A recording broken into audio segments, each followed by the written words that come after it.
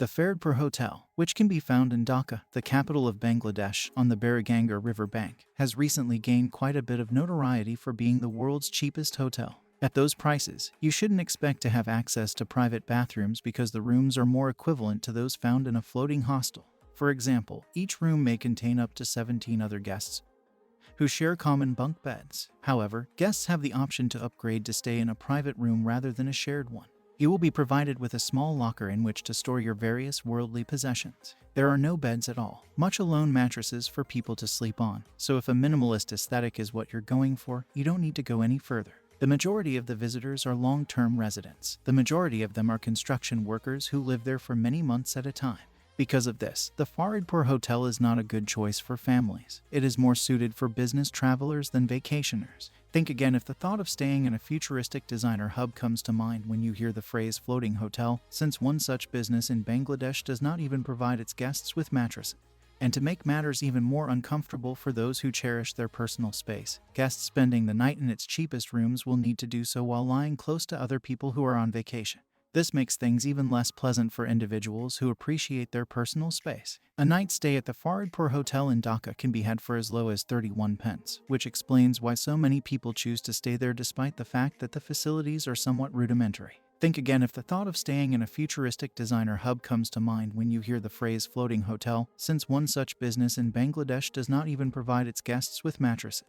Instead, the visitors are housed in confined living quarters, the most fundamental of which is just a room in which all of the guests sleep on a single bed that does not have a mattress. Guests are offered a place to sleep and have unrestricted access to free water and restrooms for the duration of their stay for a charge that is comparable to the cost of a single bar of chocolate.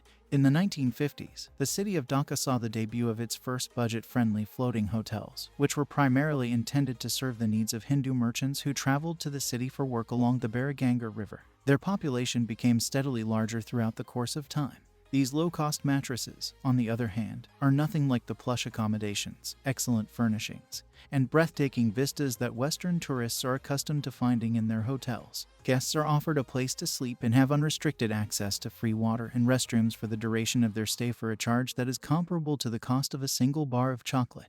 They are also provided with a tiny locker in which they may store their personal belongings. The 5 different floating boats that make up the Faridpur Hotel, which can be seen on the bank of the Baraganga River, are depicted in the image to the right. There is not a television set. There is not a living dining space. There are not any comfortable beds that are queen size, and there are no flowers to beautify the room.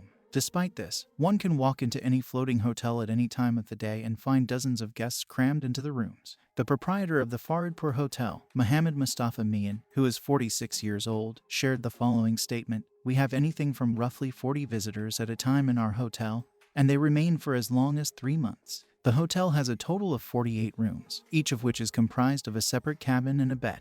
A bed in a shared room located on a huge launch may be had for the lowest possible price of 30 taka, which is equivalent to 31 pence. Because there are no beds, guests are required to bring their own bedding in an effort to feel at least a little bit more at ease throughout their stay. The most costly accommodation, which comes with a private cabin, costs 120 taka, which is equivalent to 1.25 pounds sterling. It's the sort of amount that you wouldn't feel uncomfortable asking a buddy for at the cash register. And it's also the kind of figure that experts believe will be the precise market worth of a Freddo by the year 2020. However, for that same amount, travelers and employees may get a room in the world's cheapest hotel, which is located in Bangladesh. The Faridpur Hotel in Dhaka has a total of 48 rooms, and each one is equipped with a fan, purified water, a toilet facility, and linen as standard amenities for guests. Families should not book their stay at these establishments. Instead, most of the people who live there are merchants who come from a variety of districts and villages, and who have to be in close proximity to the bustling Sadargat neighborhood in the city.